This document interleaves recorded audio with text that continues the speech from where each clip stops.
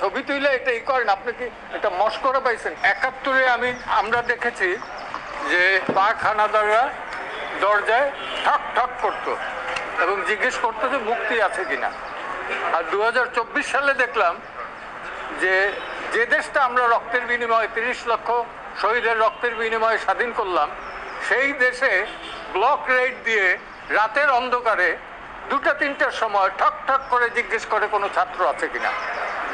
যদি থাকে তাহলে আবার মোবাইলটা চেক করে। রাস্তাঘাটেও এটা করে। কোন আইনের বলে করেন, কোন অধিকার বলে করেন? মোবাইল চেক করার রাইট তো কারো নাই।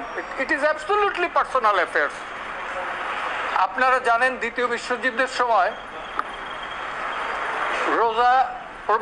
রোজা লুক্সেমবার্গ, তার একটা ডায়েরি আছে, কই নাৎসিরা পর্যন্ত সেটা চেক করে নাই।